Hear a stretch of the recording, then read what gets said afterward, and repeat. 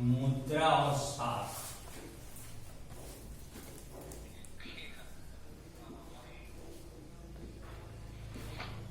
इसको हम लोग कल शुरू किए थे। कल हमने बहुत विस्तार से बताया था कि मुद्रा का आविष्कार कैसे हुआ, कैसे इसकी आवश्यकता महसूस की गई। आपके बुक में नहीं दिया हुआ था, उसको बाहर से हमने बताया था कल। आज हम बुक के अनुसार चलते हैं। आपका पहला शीर्षक दिया है मुद्रा विनिमय का एक माध्यम।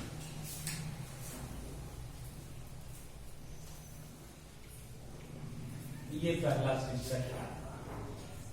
इसको तो हम कल डील कर चुके हैं, इस पॉइंट को। फिर भी आज हम थोड़ा सा और बता देते हैं कि मुद्रा जो है विनिमय का माध्यम काम करती है। माध्यम का मतलब हुआ किसी लेन देन में या मध्यस्थता का काम करती है। दो व्यक्ति के बीच जो लेन देन होते हैं उसके बीच में या माध्यम या मध्यस्थता का काम करती है। आज व्यक्ति क्या करता है, अपनी उपलब्ध वस्तु को बाजार में मुद्रा के रूप में बेच देता है, मुद्रा के बदले में बेच देता है।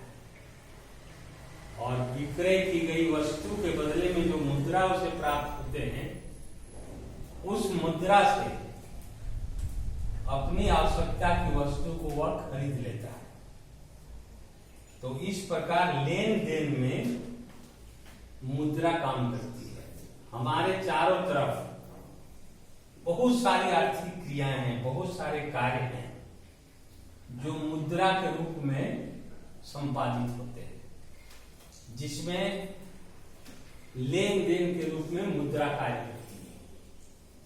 वस्तुओं के लेन देन में तो कार्य करती ही है, सेवाओं के लेन देन में भी काम करती है।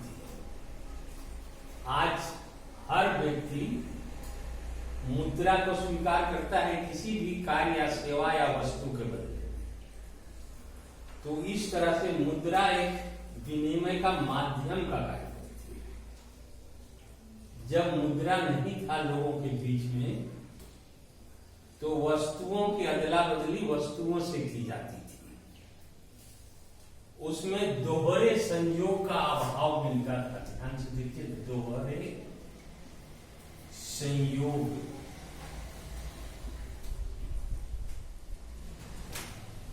का अभाव रहता था वस्तु विनिमय प्रणाली में। जब वस्तुओं का वस्तुओं से अदला बदली होती थी, उसमें दोहरे संयोग की आवश्यकता पड़ती थी। दोहरे संयोग की आवश्यकता का मतलब देखो, एक उदाहरण देकर समझाते हैं।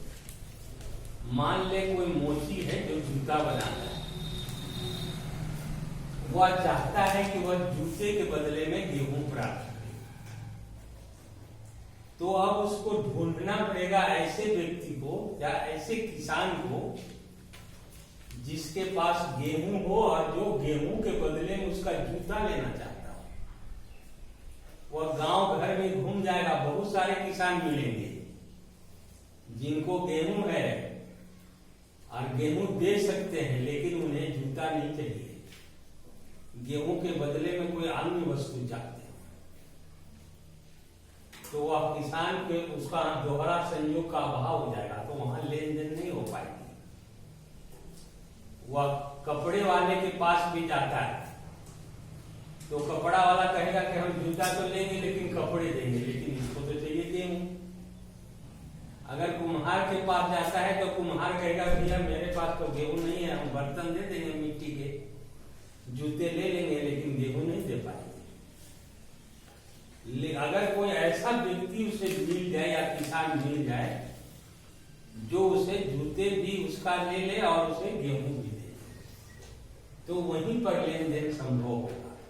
माने दोहरे संयोग बैठाना बड़ा मुश्किल था। दोहरा संयोग पहले, दोहरा संयोग का मतलब आपकी उपलब्ध वस्तु को जो व्यक्ति ले ले और बदले में आपकी आवश्यकता की वस्तु को दे दे, तो उसको दोहरा संयोग है। लेकिन वास्तविक जीवन में दोहरा संयोग बैठाना बड़ा मुश्किल था, इसलिए वस्तु विनिमय प्रणाली की एक बहुत बड़ी कठिनाई थी दोहरे संयोग का अभाव, जिसके कारण आसानी से लेन देन नहीं हो पाता। इसी कठिनाई को दूर करने के लिए मुद्रा का आविष्कार हुआ। तो मुद्रा पहले जो है सो सोना, चांदी, तांबा के रूप में छपता था, सामने आए, लोगों के बीच में आए। बाद में उसको कागजी नोट, करेंसी में बदल दिया गया, जो आगे चैप्टर में शीर्षक में पढ़ेंगे। ये मुद्रा विनिमय का माध्यम आपको समझ में आ गया होगा। तो हम इसी लेसन में अगला शीर्षक चलते हैं, मुद्रा के आधुनिक रूप। ये पहला शीर्षक था, उसी में ये दोहरे संयोग को हमने समझाया। दूसरा शीर्षक आपका आ रहा है मुद्रा के आधुनिक रूप।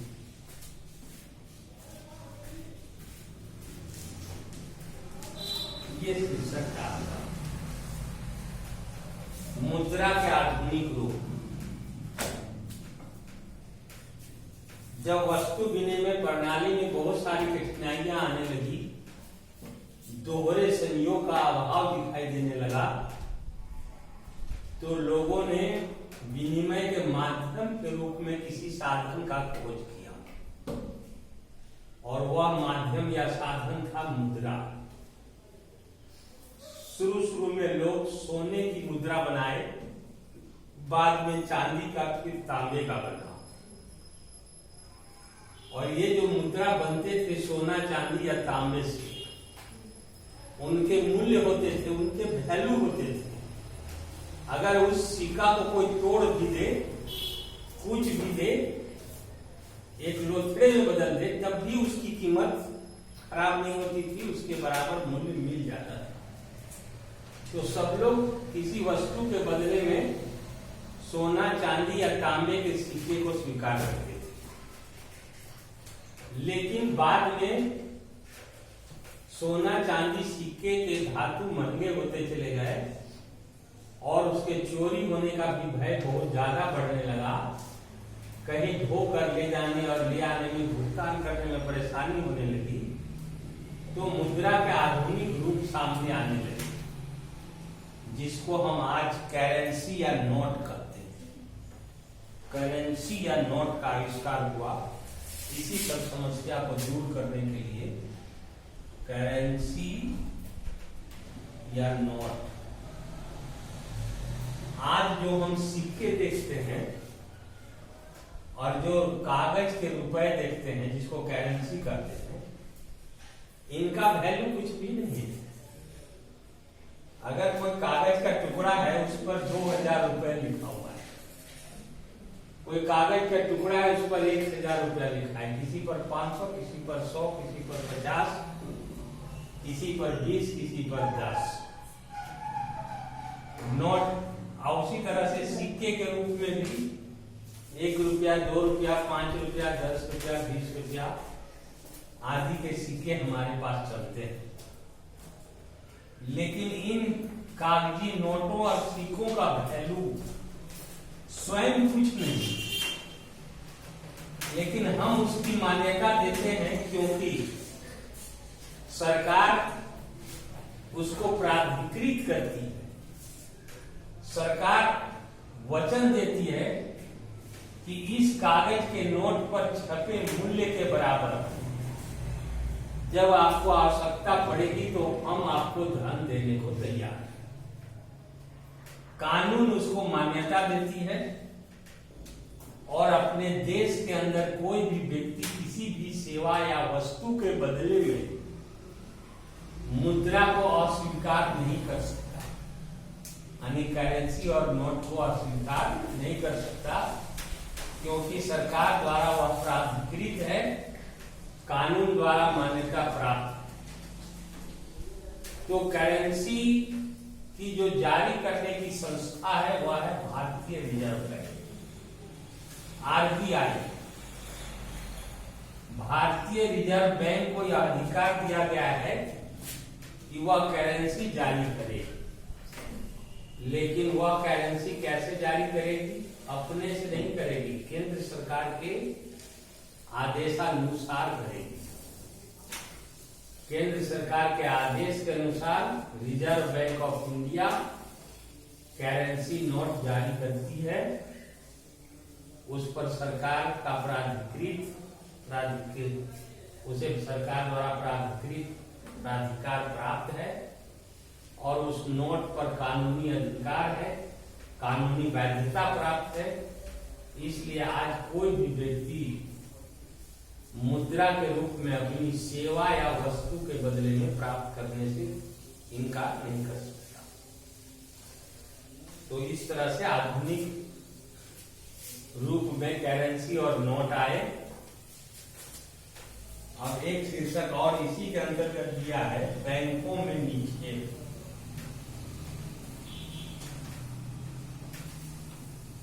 बैंकों में निक्षेप, इस पॉइंट को ध्यान से देखें। निक्षेप का मतलब होता है जमा करना। आज आधुनिक आर्थिक क्रियाओं के दौर में सारे व्यक्तियों के पास मुद्रा भंडार रखते हैं और सभी को सारी मुद्रा की आवश्यकता एक साथ नहीं पड़ती। मान लेते हैं कोई व्यक्ति किसी ऑफिस में काम करता है या सरकारी दफ्तर में काम करता है, महीने के अंत में उसे वेतन प्राप्त होते हैं जो कि एक अच्छी खासी रकम होती है। उस रकम की आवश्यकता उसे तत्काल नहीं होता सारे रुपयों का, तो वह क्या करता है, इन अतिरिक्त रुपयों को बैंक में जमा कर देता है। बैंक में अपने नाम से खाता खोलता है और उसमें अतिरिक्त मुद्रा को जमा कर देता है और जब आवश्यकता पड़ती है उसे उस जमा धन का, तो वो बीच बीच में निकालता है, थोड़ा थोड़ा करके अपनी आवश्यकता के अनुसार निकालता है। तो चूंकि हम मुद्रा बैंक में जमा करते हैं, निक्षेप करते हैं और आवश्यकता पड़ने पर बैंक से मांग करके उसको निकाल देते हैं, इसलिए इस तरह के निक्षेप को मांग जमा करते हैं। बैंक में जो हम जमा करते हैं धन और फिर उसको निकालते हैं, तो उसको हम मांग जमा भी करते हैं। माने कि मांगते भी हैं, जमा भी करते हैं। ये मांग जमा बैंक में हम करते हैं निक्षेप के द्वारा। जितना धन हमारा निक्षेपित है बैंक में, उसको समय पड़ने पर मांग करके निकालते हैं। तो इस तरह से बैंकों में हम धन को आज निक्षेप करते हैं और अपनी आवश्यकता अनुसार बैंकों से धन हम निकालते हैं।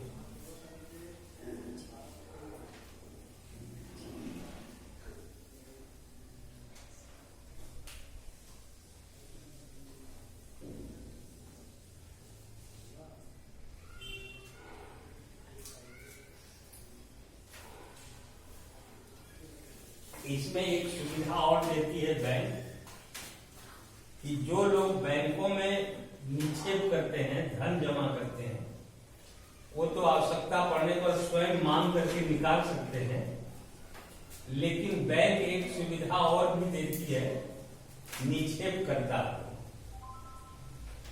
वह निक्षेपकर्ता को चेक जारी करने का अधिकार देती है। बिना रुपए का लेन देन किए चेक के द्वारा जमाकर्ता किसी को भी मुद्रा अदा कर सकता है। चेक काट करके वह जिस व्यक्ति को जितना धन देना चाहता है उसका नाम लिख करके उतना धन उस पर लिख देगा कि इस व्यक्ति को इतना रुपया दे दिया जाए। उस चेक में उल्लेखित राशि को उस चेक के में लिखे हुए नाम वाले व्यक्ति को बैंक रुपया दे देती है। इस तरह से डायरेक्ट लेन देन रुपए का न करके चेक द्वारा भी हम रुपए का भुगतान कर सकते हैं। तो बैंकों में एक तो हो गया करेंसी, आधुनिक मुद्रा का रूप, दूसरा हो गया इस करेंसी का हम लोग बैंकों में निक्षेप करते हैं जिसको मांग जमा कहते हैं, और यह जो निक्षेप है उसको हम चेक के द्वारा भी आजकल भुगतान कर देते हैं दूसरे को। तो इस तरह मुद्रा के आधुनिक रूप बैंकों में निक्षेप जिसको मांग जमा कहते हैं, और फिर चेक द्वारा भी हम भुगतान आजकल कर सकते हैं।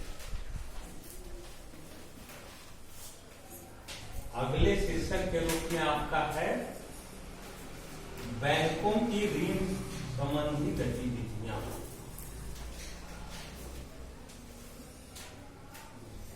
बैंकों की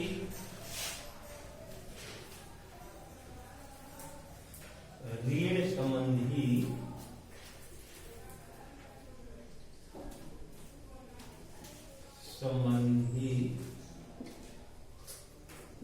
गतिविधियां।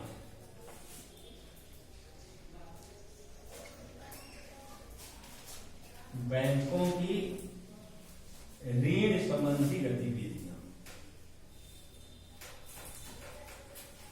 दूसरा शीर्षक के रूप में हम लोगों ने देखा था मुद्रा का आधुनिक रूप जिसमें करेंसी या नोट। इसी में हम लोगों ने देखा था बैंकों में निक्षेप। अगले शीर्षक के रूप में हम देखते हैं बैंकों के ऋण संबंधी गतिविधियां। तो बैंक जमाकर्ता से केवल जमा धन ही नहीं प्राप्त करता है, निक्षेप ही नहीं करता है, बल्कि वह दूसरी एक गतिविधि, महत्वपूर्ण गतिविधि करता है, ऋण, उधार या कर्ज या ऋण देने का काम करता है। बैंक जमाकर्ता से धन लेकर उसके खाते पर जमा करती है, धन रखती है अपने पास, और उस धन को जरूरतमंद लोगों को ऋण के रूप में फिर वितरित करती है। बैंक क्या करती है, बनिया की तरह काम करती है, व्यवसाय करती है। जिसके पास अतिरिक्त धन है यानी जमाकर्ता के पास, उस धन को अपने बैंक में जमा करती है और उस जमा राशि पर उसको ब्याज भी देती है। जमाकर्ता को ब्याज के रूप में भी कुछ राशि प्राप्त होता है बैंक से। इस तरह से बैंक में रुपए रखने से बैंक में रुपए सुरक्षित भी रहते हैं और बढ़ते भी हैं, उसका ब्याज भी आपको मिलता है। फिर बैंक क्या करती है कि जमाकर्ता के जो धन जमा होते हैं उसके पास, उसका मात्र 15% भाग अपने पास रखती है। ध्यान दीजिएगा, 15% भाग अपने पास क्यों रखती है? ताकि जो जमाकर्ता हैं वे अगर मांग करें तो उनका भुगतान किया जा सके। बैंक यह सोचती है कि सारे जमाकर्ता एक ही दिन आकर के सारे लोग अपना मांग नहीं वापस लेंगे, इसलिए कुल जमा धन का मात्र 15% अपने पास रखती है मांग के लिए, यानी कि जो जमाकर्ता धन जमा किए हैं वो अगर कुछ मांग करे तो देने के लिए। बाकी 85% जमा धन का 85% भाग बैंक दूसरों को ऋण देने में उपयोग करती है। ध्यान दीजिए, ऋण देती है, किसको देगी? तो जरूरतमंद लोगों को, जिनको आवश्यकता है। विभिन्न तरह के आर्थिक कार्यों के संपादन के लिए लोगों को ऋण की जरूरत पड़ती रहती है।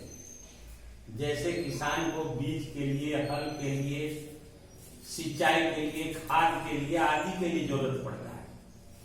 व्यापारियों को व्यवसाय बढ़ाने के लिए जरूरत पड़ती है।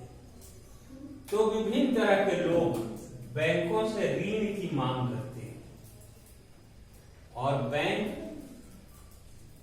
जमाकर्ताओं द्वारा जो धन जमा करता है, निक्षेप किया गया धन को 15% भाग अपने पास रखकर शेष 85% भाग को ऋण दे देता है जरूरतमंद लोगों को, और जिनको वह ऋण देता है उनसे वह ब्याज भी वसूल करता है। ध्यान दीजिए, यहां पर जमाकर्ता द्वारा निक्षेप की गई धन पर जमाकर्ता को बैंक कुछ ब्याज देता है और उस धन को ऋण दे देता है जिनको आवश्यकता होती है उनको, और ऋण दाता से वह ब्याज वसूल करती है बैंक। लेकिन दोनों ब्याज में थोड़ा अंतर होता है। जमाकर्ता को जो ब्याज देती है वह कम होता है, कम प्रतिशत पर होता है, और ऋण देने वाले से बैंक थोड़ा अधिक प्रतिशत पर ब्याज वसूल करती है। और दोनों ब्याज का जो अंतर होता है वही बैंकों की आय होती है। एक तरह से बैंक व्यवसाय करता है। मान ले जमाकर्ता को 6% ब्याज देती है वार्षिक, जमाकर्ता को देती है, और ऋण दाता से वह 12% वार्षिक वसूल करती है।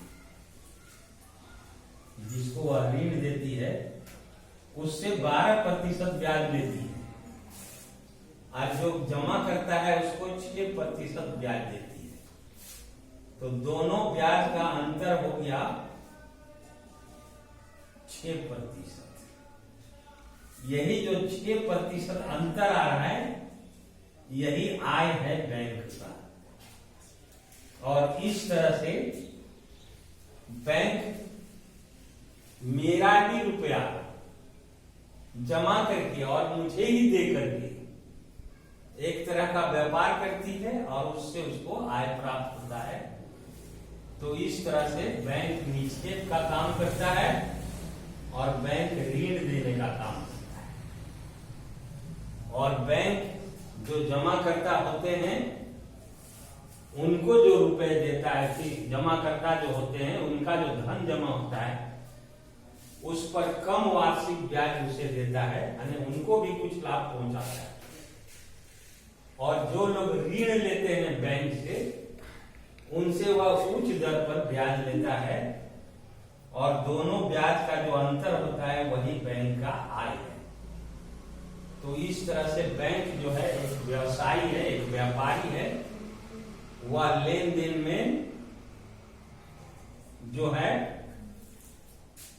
फायदा कमाता है, और इस तरह से दोनों लोगों को सुविधा पहुंचाता है, जमाकर्ता को भी और ऋणदाता को।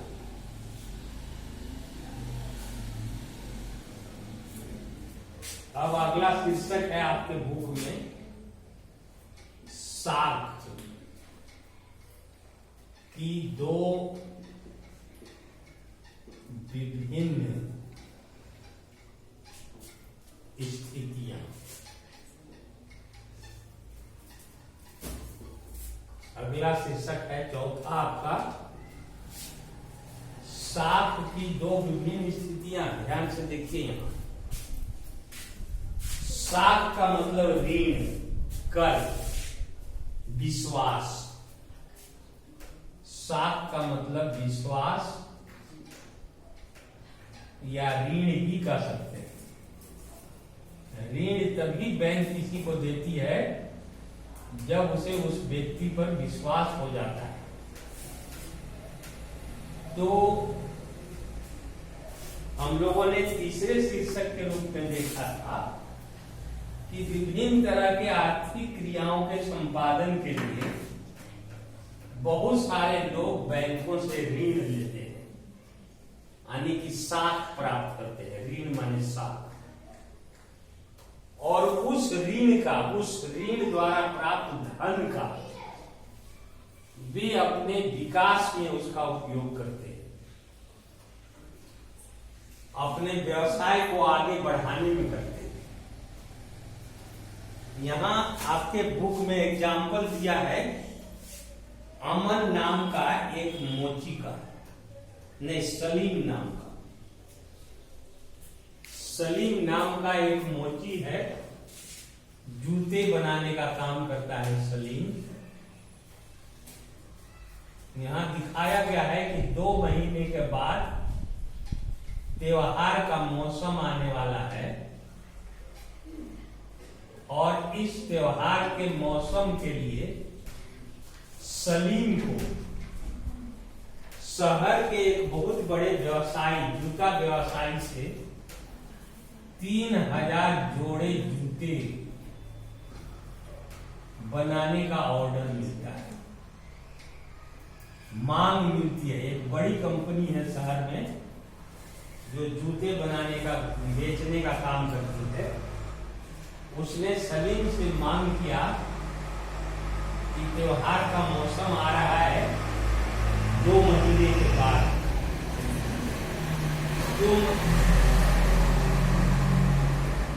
तुम मुझे 1 महीने के अंदर 3000 जोड़े जूते बनाकर दो।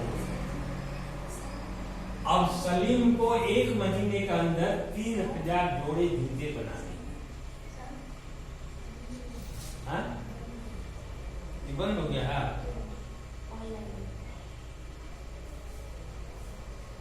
वो लोग है नहीं तो हम क्या करें? बुलाओ उनको।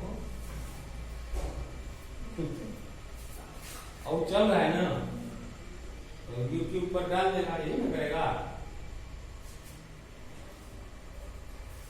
तो सलीम को 3000 जोड़े जूते बनाने के लिए चमड़े की आवश्यकता है, धागे की आवश्यकता है, गोंद की आवश्यकता है, जूते सिलने और चिपकाने के लिए और अधिक मजदूरों की आवश्यकता है। इसके लिए अधिक धन उसे चाहिए।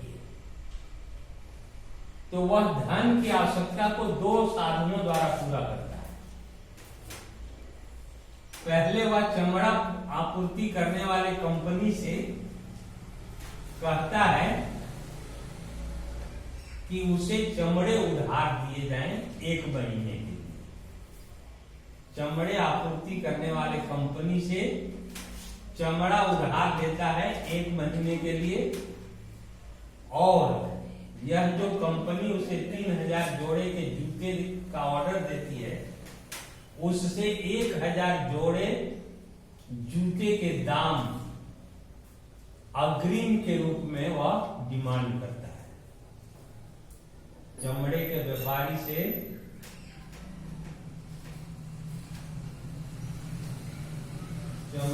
व्यापारी से चमड़ा उधार लिया और 1000 जोड़े जूते के कीमत के बराबर उसने उससे अग्रिम रूप में राशि प्राप्त किया। और रात दिन मेहनत करके सलीम ने 1 महीने के अंदर 3000 जोड़े की आपूर्ति कंपनी को कर दिया। इससे सलीम को बहुत अधिक लाभ हुआ और इस लाभ से उसका जीवन सफल हुआ, आगे बढ़ा हुआ, तरक्की किया, उसके आय में वृद्धि हुई, उसका जीवन सुखमय हो गया। तो साथ से उसको लाभ हुआ, यानी ऋण लेने से उसको लाभ हुआ। वह 2 माध्यम से ऋण लिया, एक चमड़े के व्यापारी से चमड़ा उधार लिया, दूसरा जिस कंपनी ने उसको 3000 जोड़े जूते बनाने का ऑर्डर दिया था, उससे 1000 जोड़े जूते के बराबर मूल्य को उसने अग्रिम रूप से प्राप्त किया। और इन सारे को चुकाते हुए वह जब पूरा ऑर्डर पूरा कर दिया तो बहुत सारा लाभ कमाया, यानी कि ऋण लेने से सलीम को लाभ हुआ। आपके बुक में और एग्जाम्पल दिया है स्वप्ना की। स्वप्ना का अगला उदाहरण देखिए। स्वप्ना नाम की एक किसान है, एक महिला है स्वप्ना नाम की। उसके पास 3 एकड़ भूमि है जिस पर वह बादाम की कृषि करती है, बादाम की खेती करती है। यह क्या करती है, कृषि के मौसम में जब वह बादाम लगाने का सीजन है, उस समय कीटनाशक खरीदने के लिए, खाद खरीदने के लिए, बीज खरीदने के लिए, अन्य कार्यों के लिए वह साहूकार से ब्याज लेती है। साहूकार से, गांव के साहूकार से ऋण प्राप्त करती है।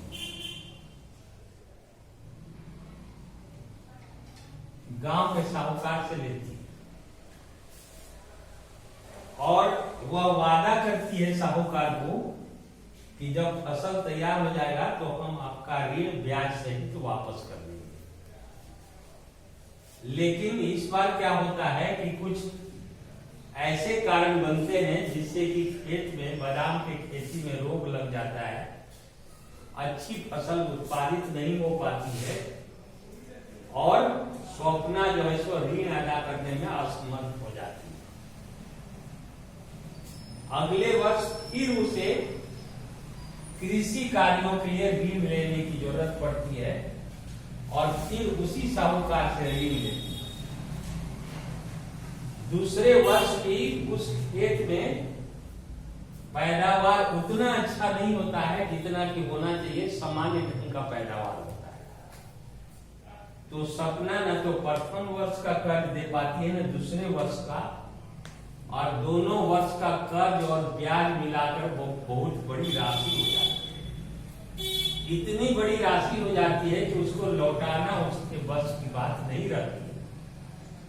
अंत में उसके भूमि के एक टुकड़े को बेचकर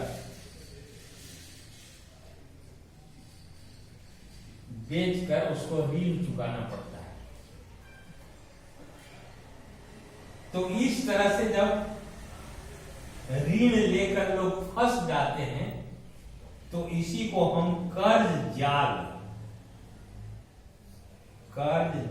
या ऋण जाल कहते हैं।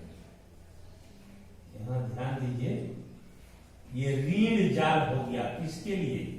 सपना के लिए। वो कर्ज जाल में फंसते चली गई और कर्ज से उसका विकास नहीं हुआ, बल्कि कर्ज से उसको हानि हो गया। वह जिस स्थिति में थी उससे भी उसकी स्थिति और बुरी हो गई, वह नीचे चली गई। तो इसी को कर्ज जाल या ऋण जाल कहते हैं। तो ऊपर आपका शीर्षक था साख की दो विभिन्न स्थिति। प्रथम स्थिति में देखिए सलीम का, इसने भी साख लिया, इसने भी ऋण लिया, लेकिन समय पर सब काम इसका सही हो गया, इसको बहुत सारे फायदे हुए, ऋण भी चुका दिया, इसकी स्थिति सुधर गई। लेकिन दूसरे स्थिति में स्वप्ना, इसने भी साख और ऋण लिए, लेकिन यह कर्ज जाल में फंस गई, ऋण जाल में फंस गई और इसकी स्थिति पहले से भी बदतर हो गई। इसे ऋण लेने से कोई फायदा नहीं हुआ, बल्कि ऋण या साख से इसका नुकसान हो गया।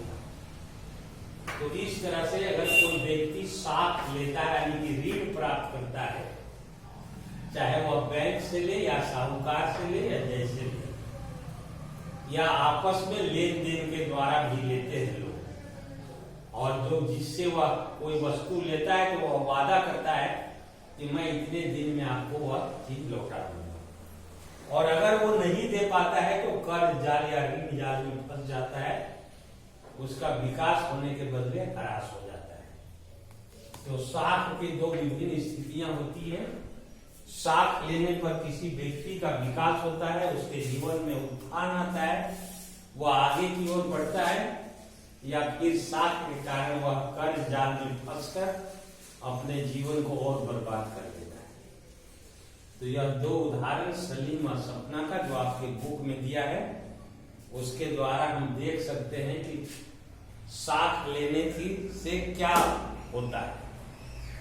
दो स्थिति में आप जा सकते हो, साख से आपका विकास हो सकता है, नहीं तो साख से आप नीचे जा सकते हैं। इस तरह से मुद्रा और साख के अंतर्गत मुद्रा विनिमय का एक माध्यम, मुद्रा के आधुनिक रूप, बैंकों के ऋण संबंधी गतिविधियां, साख की दो विभिन्न स्थितियां आज हम लोगों ने डील किया है। कल इसके बाद आगे हम लोग चलेंगे। आज के लिए बस रहने दीजिए,